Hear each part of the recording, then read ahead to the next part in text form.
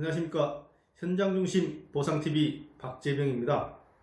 오늘은 경산 대임지구 보상설명회 관련해서 알려드리고자 합니다. 이번 주 금요일 오후 6시에 임당역 5번 출구에 있는 드림 행정사 사무소에서 보상설명회를 할 예정입니다. 오늘도 여러분을 만나 뵈면서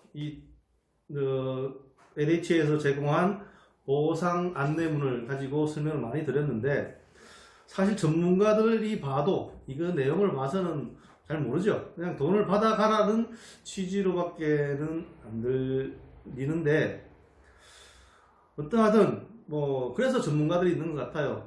이분들이 하나하나 다 설명할 수 있으면 좋겠지만 그렇지 못하기 때문에 저희 같은 보상 전문가들이 있지 않나 생각 듭니다. 그래서 조금 시간을 내서 제가 보상 설명회를 할 예정이고요. 이번 주 금요일이 시간이 안 되시는 분은 다음 주 금요일 오후 6시, 또 그 다음 주 금요일 오후 6시에 동일한 장소에서 보상 설명회를 할 예정입니다. 보상 설명회에서는 전체적인 보상 절차를 안내해 드리는 건 당연한 거고요. 특히나 이제 보상 설명회 간단하게 전체적인 절차에서 끝나면은 토지 보상 협의 통지를 받으신 분들을 대상으로 앞으로 토지 보상 절차, 그리고 양도소득세 및 취득세, 감면 등 세금 문제, 그리고 개인의 토지 및 지작물에 대한 보상액이 적자한지에 대한 구체적 상담이 이루어질 예정입니다. 당연히 이번 보상평가에는 6개 감정평가법인이 이제 감정을 했기 때문에 대부분이 정당하게 특별한 하자 없이 이루어졌다고 생각합니다. 하지만 내 땅이 하자 있는 감정평가가 있지 않을까 라는 의문이 있을 수 있거든요. 이번 설명회 및 개별 상담을 통해서 그런 의구심을 해소할 수 있는 기회가 될 수 있도록 제가 노력하겠습니다. 사전에 오시기 전에 저에게 이제 간단한 지분이라든지 보상금 내역이라든지 알려주시면 제가 그걸 검토해서 당일날 상담을 하면 더 좋겠지만, 그렇지 않다 치더라도 당일날 오셔가지고 구체적으로 상담하셔도 될 것 같습니다. 그래서 우리가 토지 보상을 할 때 항상 검토해야 되는 것들이, 먼저 보면은 토지 및 지작물, 건축물 등에 대해서 보상금이 정당하게 책정되었는가. 가장 먼저는요, 토지 및 건축물 등에 대해서 정당하게 보상금이 책정이 되었는가를 살펴보는 것이 가장 우선입니다. 그래서 이제 감정평가서를 이제 정보공개 청구를 통해서 확보해서 확인해보고, 그리고 현장에 가서 그 조사되어 있는 것과 동일한가를 꼭 확인을 해봐야 되겠죠.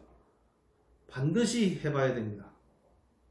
당연히 감정평가사들이 현장을 방문하고 건물을 확인하고 했겠지만, 그 많은 필지와 건물들을 꼼꼼히 봤을 수 있을까요?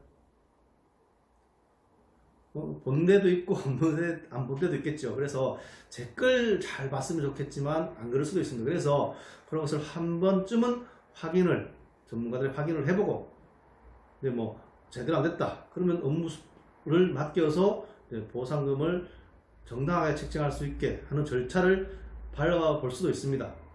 무조건 위임할 필요는 없겠죠. 오늘도 제가 경산 중산 지구에 있는 LH 보상사무소에 갔다 왔는데, 다수의 분들은 따져볼 필요도 없이 협의보상금 수령하시는 분들도 계시죠. 그분들이 잘못됐다고 얘기하는 것은 아닙니다. 당연히 자기 판단에 오르면 그게 다른 겁니다. 그렇지만 한 번쯤은 검토를 해보고 수령하는 것도 하나의 방법이지 않나, 중요한 방법이지 않나 생각됩니다. 그리고 두 번째 저희가 확인을 보통 하는 것이, 무허가 건축물 및 건축물의 전개축 부분에 대해서 정당하게 평가되었는가. 우리가 특히 시골이나 도시 같은 도시 지역도 약간 조금 오래된 건물 가면은 이제 허가를 받지 않고 신고를 하지 않고 정개축된 부분이 상당히 많거든요. 그리고 이제 수시로 보수를 하지 않습니까? 이런 부분에 대해서 제대로 내 건물의 가치가 평가되었는지 이 부분을 꼭 확인해야 될 것 같아요. 제가 현장에서 다니다 보면 그렇지 않은 부분들이 많습니다. 정축 부분이 대여섯 평 있는데 그냥 없는 것처럼, 그것만 해도 사실은 보상금이 적지 않은 금액이거든요. 그래서 뭐가 건축물 및 건축물의 정개축 부분에 대한 정당한 평가가 이루어졌는지 한 번쯤은 확인을 해야 됩니다. 다음으로 세 번째, 누락 지작물이 없는가를 살펴보셔야 되겠죠. 어디 가면 이렇게 얘기합니다. 저것까지 받을 수 있어요? 뭐 저거 사업 시행자 입장에서는 뭐 저런 것까지 받으려고 그래? 그런 경우가 많은데, 당연히 수용으로 인해서 내 물건을 이전하게 된다면 내가 들인 비용 정도는 받아야 되죠. 그래서 남들이 생각하는 저것까지라고 생각하는 부분도 받을 수 있다는 거 명심하셔야 됩니다. 근데 여기 좀 오버해서 참 잔물이라고 얘기하면 그렇지만 너무나 심하게 하는 분들도 사실은 계세요.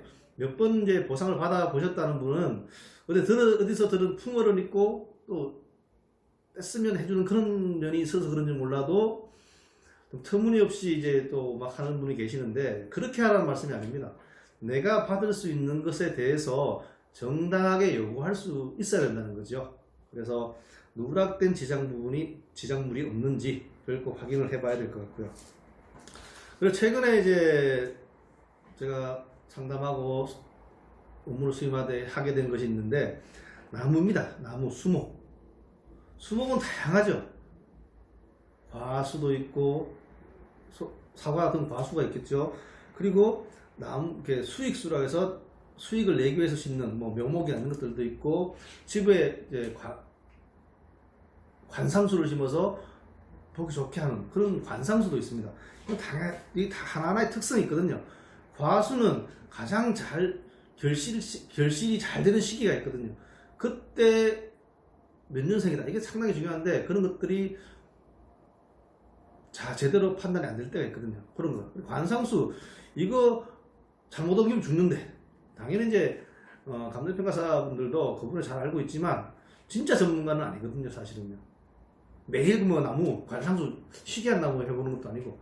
그래서 이런 부분들에 대해서 이전비가 제대로 산정되었는지 그런 것 꼭 반드시 이제 확인해 봐야 된다. 나무, 수목에 대한 이전비가 나의 나무에 맞는 특성을 고려해서 책정이 되었는가 한번 판단을 해봐야 됩니다. 그리고 또 한 가지, 다섯 번째로, 옛날부터 영업을 하고 있는데 영업 손실 보상이 안 된다고 합니다. 이럴 경우에 참 미칩니다. 안 되는 이유가 특히나 사업자 등록이 안 돼 있다, 이런 얘기 해버리면 미치죠. 안 준다는데 답이 없어요, 사실. 덩어리 냉가슴 앓듯이 끙끙 앓다가 어디 가서 물어보면 되는데 그것도 안 하는 분들이 계세요. 그냥 안 준다니까 어쩔 수 없네, 이게 아닙니다. 내가 영업을 하고 있다면 일단은 되는지 안 되는지 상담을 해보는 게 가장 중요하죠. 상담비는 원칙은 받아야 되지만 상담비까지 받는 일은 사실 쉽지는 않더라고요. 그래서 정말 자신이 영업손실보상 대상이 안 되는지 꼭 좀 확인을 해보시는 것이 좋을 것 같습니다. 그 다음으로는 뭡니까? 영업손실보상금이 정당하게 책정되었는가. 조그맣게, 그리고 또 영세하게 하시는 분들은 사실 세금 신고 안 하거든요. 그리고 조금 애매하게 이제 세금 신고 안 하시는 분들이 계세요. 그러다 보면 이제 자기가 버는 것이 얼마인데 이렇게 이제 말이 항상 나옵니다. 자료 제출하라 그러면 자료 제출 못 하거든요. 근데 내가 이게 해온 게 얼마고 내가 여기서 얼마나 잘 먹고 잘 살았는데 라고 생각하는데, 그렇다면 딱 그 맞는 자료가 없다 손 치더라도 그 규모나 이런 것들을 인근에 비교해서 어느 정도 더 받을 수 있는 방법들이 있으니까 그것도 상담을 꼭 확인을 해 보셔야 될 것 같아요. 그리고 이제 일곱 번째로, 농촌 지역에서 좀 이제 상당히 예민한 부분이 있습니다. 농업손실보상금을 누가 받을 것인가? 법에는 정해져 있습니다. 누가 받을 것인지. 그런데 실제로 시골 가보면 임차농이 있고 임대한 분이 있고 관계가 애매합니다. 직불금은 누가 받고.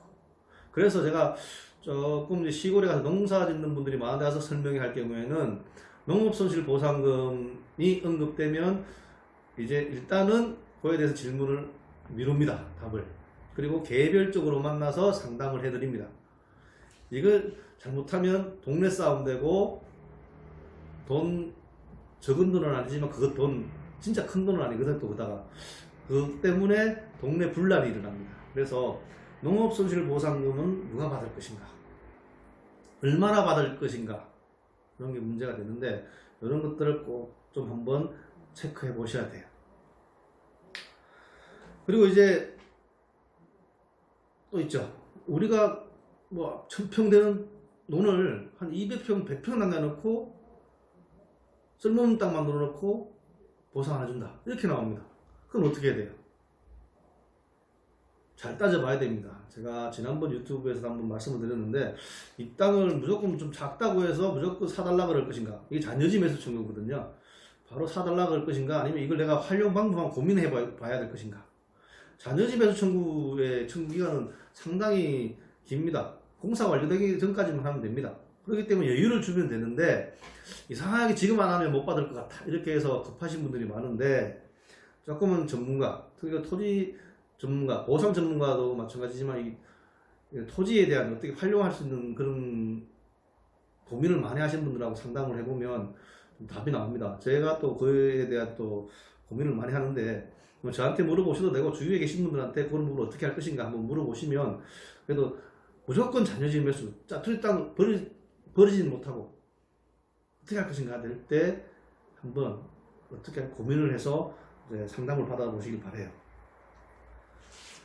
그리고 이제 생활 대책의 문제가 있습니다. 이런 경산 대임지 같은 경우에는 생활 대책이라는 게 있는데 이게 뭐냐 하면 영업을 하고 있거나 농사를 짓고 있을 경우에 싸게 땅을 분양해 준다는 거예요. 뭐 큰 면적은 아닙니다. 큰 면적은 아니지만 그래도 거기에서 부가적으로 내가 누릴 수 있는 혜택이거든요. 그럼 이건 내가 해당이 될까? 해당된다면 어떻게 해야 될까? 이런 고민을 해봐야 되는데 이런 부분들 해당되면 받을 수 있는 건 받아야죠. 그렇죠. 그런 것들을 꼭 확인을 해 보셔야 되고 다음으로 이제 토지, 물건, 영업권 등에 대하여 정부 협의를 하면 약 80평의 땅을 저렴하게 분양해 준다고 하는데 내가 받아볼까? 이게 뭐냐 하면 협의 양도인 택지 분양의 문제입니다. 그냥 따지지 말고 그냥 내가 주는 대로 받으면 땅 좀 줄게. 이 조성되는 땅을 주니까 싸게 주니까 그걸로 이득이 될 수 있다 네가. 이렇게 하는 게 협의 양도인 택지죠. 아주 좋은 말이긴 한데 이게 나한테 해당이 될까도 한번 고민을 해봐야 됩니다. 그래서 협의 양도인 택지 분양에 대해서 한번 고민을 해보셔야 됩니다. 그리고 토지 보상금을 현금으로 받는 대신에 토지로 받으면 상업용지 등을 싸게 받을 수도 있다. 그리고 세금 혜택도 받을 수 있다. 이게 있는데 이게 뭐냐면 대토 보상의 문제죠. 대토. 현금 대신 땅으로. 근데 이 대임지구는 뭐 상업지구 6개, 근린 6개 뭐 이렇게 몇 개 안 나와 있던데 자기가 해당될 수 있는지 내가 협의를 하고 바로 대토를 받아서 이제 또 다른 수익을 누려볼까 한번 고민을 해볼 수 있을 겁니다. 근데 상당히 어려울 것 같아요. 여기는요.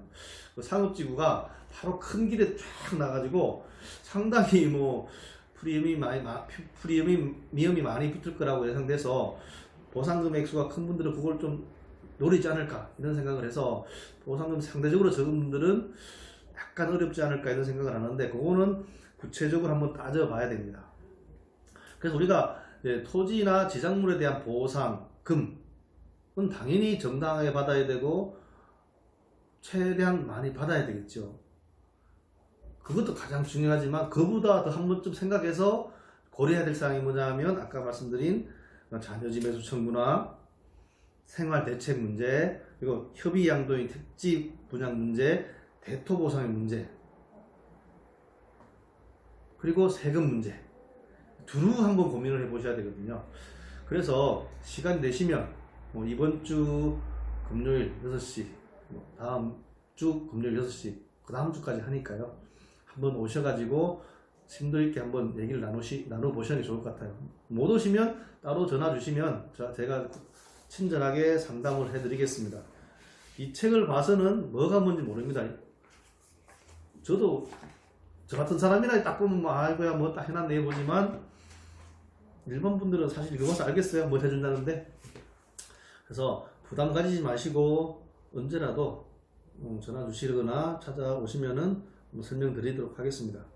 하나하나 이제 꼼꼼하게 현장에서 봐드리겠습니다. 감사합니다.